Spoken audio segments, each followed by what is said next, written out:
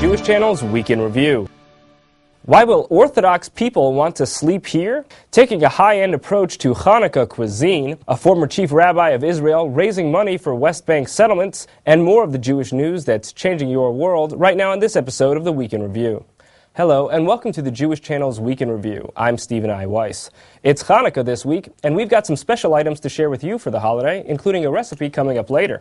The idea of lighting a menorah or Chanukiah in your window on the holiday of Hanukkah comes from the idea of spreading the message of the holiday, or Pirsumei Nes. In a hilarious episode, it seems a Jewish message has been placed rather prominently in the heart of Iran for decades, and it has Iranian officials furious. Thanks to the satellite imaging program Google Earth, this image of a major airport in Iran reveals a massive Star of David on top. Iranian officials are calling for its immediate removal. Iranian media claims the way the Star of David got there was thanks to Israeli engineers who built the airport prior to 1979's revolution. Interestingly, this isn't the first time that Iranians have gotten outraged over the six-pointed star in a prominent place.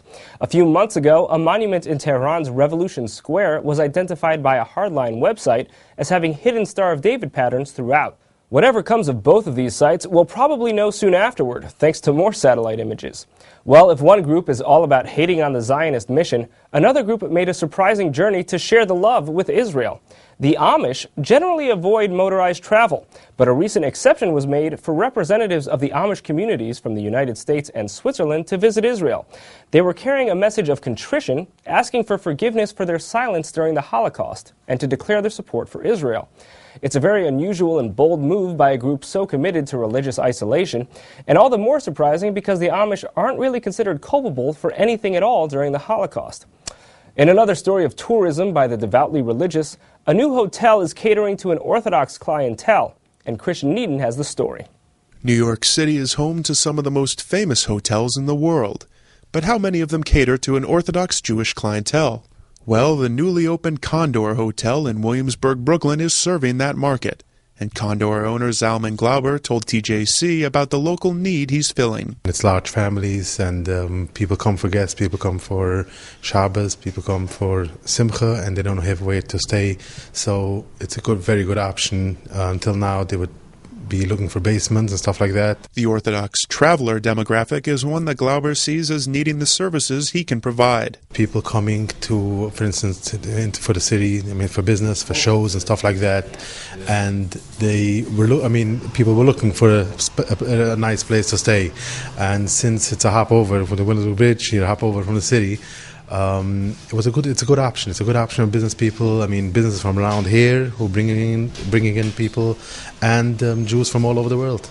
To hear what else the Condor Hotel has to offer, please tune in to the full broadcast version of the Week in Review. Thank you, Christian. Of course, an Orthodox hotel would be the perfect place for a former chief rabbi of Israel to stay.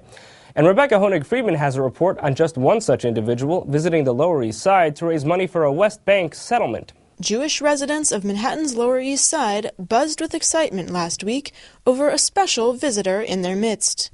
The former chief rabbi of Israel and current chief rabbi of Tel Aviv, Rabbi Yisrael Meir Lau. He's an incredible speaker. He speaks throughout the world, and in our, you may call our isolated community here on the Lower East Side, to have him come down and be here in person as you see over there, it's just an incredible feeling, and you see the great crowd that's already gathered.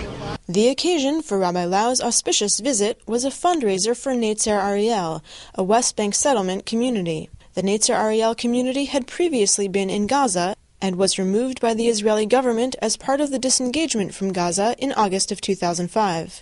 The community resettled in the West Bank settlement of Ariel.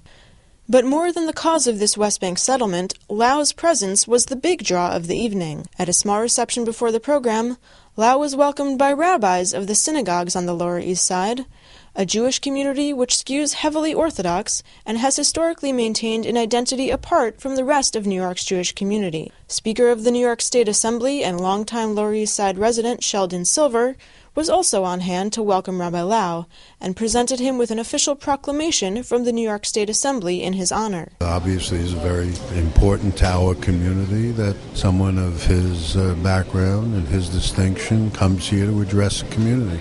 While most Jewish communities would consider a visit from a world-renowned figure like Lau an honor, it was seen as a particular boon to the Lower East Side. Once home to more than 500,000 Jews, Changing demographics here have left some worried about the future of its once booming Jewish community. We're not the old Jewish community that we were. We're a changed Jewish community, but tonight showed that there is still the unity of the various synagogues and the various individuals of the community. Longtime resident and event co-organizer David Zitzer said he'd like to see more such events, but that community-wide fundraisers like this one could be difficult to organize. Because obviously different people want to fundraise for different concepts or ideas, and here we were able to get everybody together for one idea. Interestingly, the one idea that brought Lower East Siders together, a fundraiser for a settlement community in Israel, is one that's been controversial and divisive in much of the world. But it raised no controversy in this community that has only Orthodox synagogues and tends toward communal isolation. The event's explicit purpose was to raise money to build a Judaica library in Ariel, an example of the much contested settlement construction that's been the subject of so many arguments in recent efforts to relaunch peace talks between Israel and the Palestinian Authority. In his official remarks, Rabbi Lau referenced the week's Torah portion about Joseph and his brothers to stress the need for brotherhood among the Jewish people. He reminded the audience that the story takes place in Judea and Samaria, the controversial territories where the Netzer Ariel community has settled. A boy of 17, an orphan of his mother, from Kiryat Arba in the south of Judea. Go to your brothers in Shechem, north of Samaria. You know the map of Israel today. Lau also offered what he called proof of the Jewish people's right to three particular areas at issue between Israelis and Palestinians. מערת המכפלה, קבר יוסף, בית המקדש, אברהם אבינו, יעקב אבינו, דוד המלך, bought these places. And the audience seemed receptive to his message in this fraught political climate. Especially now with what's going on, the different freezes that they're doing, one hopes that they will be able to let Israelis live like Israelis instead of like prisoners.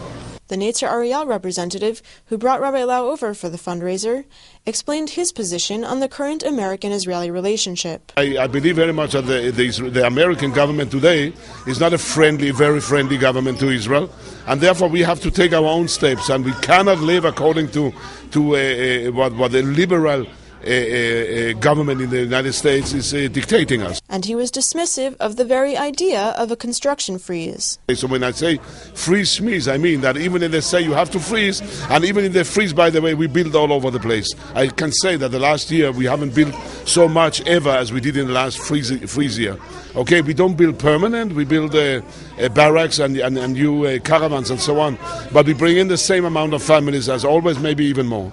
And the fight is about how many families, how many Jews will live in Yehuda v'Shomron. And if we grow with 6% every year, we are quite happy with that. To hear more about Rabbi Lau's visit to the Lower East Side, tune into the full broadcast version of the Week in Review. Thank you, Rebecca. Finally, in celebration of Hanukkah, the Jewish Channel is airing a special on high-end Hanukkah cuisine, as prepared by the Prime Grill restaurant's chef David Kolotkin. Here's one example of how Kolotkin is turning the traditional jelly donut, or sufganiyah, inside out.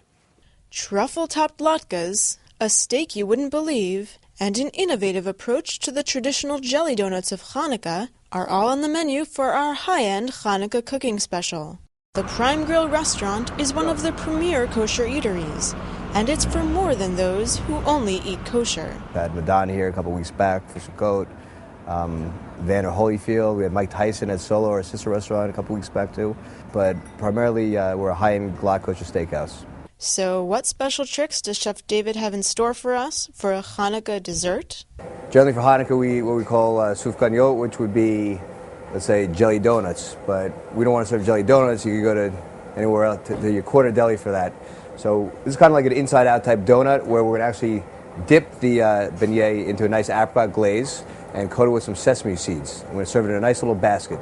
Be great for the family, for friends, for company, or for dinner at the Prime Grill. To see how Chef David turns the jelly donut inside out, tune into the full broadcast version of the Week in Review and watch our Hanukkah food special only on the Jewish Channel.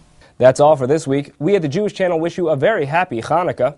Be well. The Jewish Channel is available on cable. IO Optimum Cable Channel 291, Time Warner Cable Channel 528, RCN Channel 268, Verizon Fios Channel 900, and Cox Cable Channel 1. For more information, visit tjctv.com.